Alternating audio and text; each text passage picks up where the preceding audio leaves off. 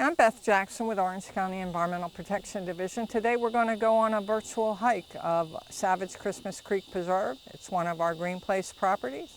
It's approximately 900 acres. You can explore a lot of different habitats on the property. Thanks for joining us. Hey, look at what I just spotted. Two stages of the Longleaf Pine. This one has bolted. In other words, it's starting to increase its length out of the ground. And this one over here is the grass stage. They do this as an adaptation to prescribed fire. So keep walking, and right now we're walking through a flatwoods ecosystem. It's dominated by pine. The mid canopy is palmetto, and then on the ground level is your herbaceous or grassy herbs and wildflowers. So we're just, and it's an example of well-maintained flatwoods because the palmetto, we're keeping the palmetto layer fairly low to the ground. Okay, come on, let's go. I think I spy some neat little wildflowers up ahead here. This one is a Rexia, and one of the identifying characteristics of Rexia is the stamen, which is the male reproductive part of a plant, is very prominent. So let's continue on. Here's some, sometimes people get Sebaceous and Rexia confused. This is a Sebaceous because it has 5 petals. This is Sebaceous Brevifolia, and it's the only white species that I'm aware of that we have here in our region. Here's some Hypericum, or a couple of different species here, commonly known as St. John's wort, St. Peter's cross, St. Andrew's. And here's a really cool wildflower. This is called a polygula. It's Polygula regalia, but sometimes the common name is yellow bachelor buttons or procession flower, because the petals actually proceed up the stalk to the apex of the plant. Here we're coming up to a perfect example of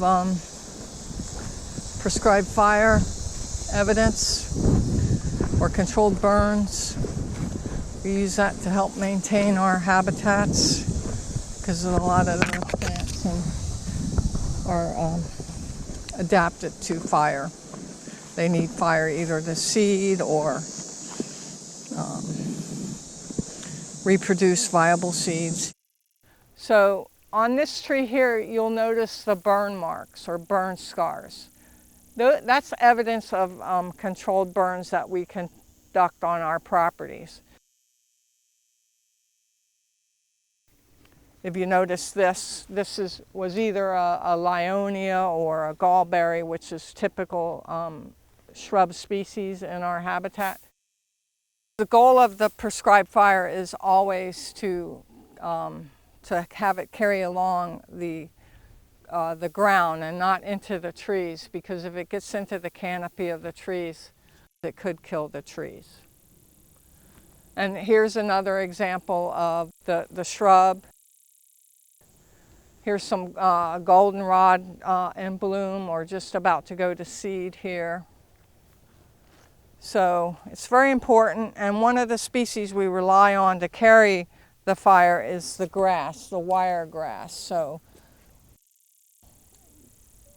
we just want to make that very healthy in our habitats, because it needs summer burns to actually produce viable seeds. We'll keep on walking and see what else we can see along our journey here along the Florida National Scenic Trail on Savage Christmas Creek. I wish we had smell-o-vision because there's this wafting of an aroma of vanilla. So, and I'm going to go off the trail. This is not something you should do, but I really want to point out this one to you guys. This is the vanilla plant. You would think that the aroma of vanilla would be coming from the flowers, but actually you would get a stronger sense of the odor from the leaves. And the older the leaves are, the stronger the vanilla scent. So you just, like, we don't recommend you do it too often, but you can just take a leaf and tear it in half and you'll get that lovely vanilla aroma. Here's another species of Carpiferous. This is Carpiferous Cornbosis. It's not in bloom yet, but one of the common names is deer tongue because of the shape of the leaves. Let's keep going. Here's some more evidence of past controlled burns here. Oh, here's a crotalaria, or a common name is a rattlebox. The reason it's called rattlebox is when the seed pods dry, you can hear the seeds rattle in them. Okay, I just wanted to point out, we had previously hiked this and we found a great example of a gopher tortoise burrow. And gopher tortoises are extremely important for over 300 different species. They either utilize it at the same time as a gopher tortoise or after the gopher tortoise moves on. And one of the clues that clued us in was this white apron. We happened to spy it as we were walking along. They're very long-lived species. Typical burrow is half-moon shape. You never want to stick your hand or head down one of the burrow because you never know what's in there. Because, like I said, a lot of different species, including rattlesnakes, like to use gopher tortoise burrows. And here we can see some morning glory in bloom over here. It's a vining species. And, you know, just take a view of this vista and you can actually see all the flowers coming in. And typically you wouldn't see those without the controlled burn program that we have. Here's some more of our lovely vanilla plant. Goldenrod and going to seed. Unfortunately, we're a little too early right now for the Lyastra to be in bloom, but that's this species, and Lyatris. They're usually called blazing star or Indian paintbrush. There's a couple of different species. Notice this area here, the palmetto's a little lower than back there. That's because we just recently burned this part of the habitat last year. Here's another great example of the wiregrass, and that's what we want to see. And that's a product of the good controlled burn program that we have on this property. That's why we want to keep the palmetto open so that we can have these patchy areas of wiregrass.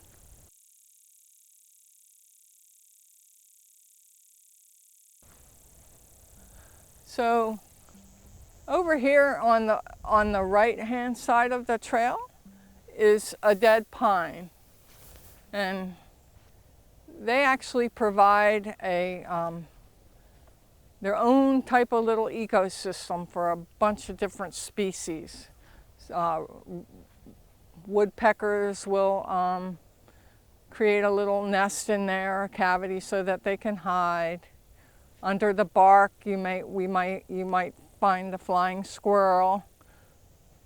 Habitat for a bunch of different insects and scorpions, arachnids.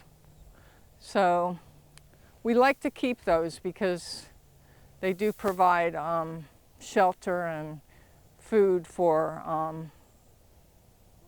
a whole bunch of different species that occur out here.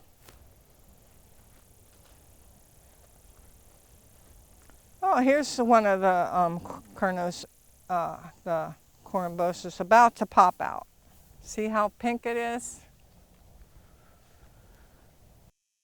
Hey, look at what I just found. This is a Hurdy cup. This is evidence that man used to use our flatwoods to collect sap from the pines. So in the late 1800s, early 1900s, they would take that sap and turn it into turpentine and pitch for ships that sailed our oceans. So this is pretty cool. Just a little cup, so you never know what you're gonna find along. Most of the time you just find a fragment. But that's an intact example. Do you notice anything different as we take a turn onto the trail here? We're starting to see more and more oak species come into the habitat. We're still seeing a scattering of pines, but we're beginning to observe more and more oak species in the habitat. And so that indicates to us that we're actually changing into a different type of ecosystem, is what we call scrubby flatwoods. So it still has some pine, but it also has the oak species coming into it. Here's just one of the oaks here. We're about walked into a spider web. So, and here's some pretty cool acorns. The birds love the acorns, so do bears and other type of wildlife species. There is one type of invasive species that is attracted to what we call an acorn mast, and that is the feral hog. But we're just going to keep walking. We're probably not going to see a lot of wildflowers in here. This is Lyonia and gallberry in here, and they bloom in the spring. So we may see some evidence of the seed pods left over, but they just get pretty little bell-shaped flowers, and they're pink. Sometimes you hear them referred to as feather bush or things like that. So we're just going to see what we can see. A couple different species of oaks in here that you could find would be Chapman and myrtle and sand live oak. Here's an example of deer moss here. It's you typically find it in a drier area like this. It's a very slow growing species, and it can live for hundreds of years. But it's very susceptible to disturbance, you know. So we have to be careful when we see that. We don't want to, you know, step on it or things like that. And so here's an example of a different trail marker that we like to use on our Green Place properties. We're still on the Florida National Scenic Trail, but we felt as though one of our regular trail markers would help people. We never want you to get lost out here while you're enjoying yourselves. This is a cool plant species. It's called this genus name is Agellinus, but what's cool about it is it's semi-parasitic. So it'll grow next to another plant and send out what we call a tap root and tap into the other plant and kind of harvest some of that plant's nutrients. Okay, we've come to the end of our journey today, but I just wanted to point out this trail marker here. It's telling you, one, that this now becomes part of the Blue Trail, as well as the Florida National Scenic Trail continues and coincides with this trail.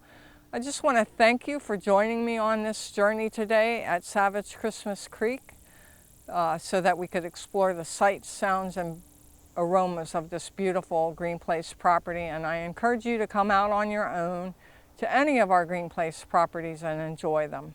Thank you.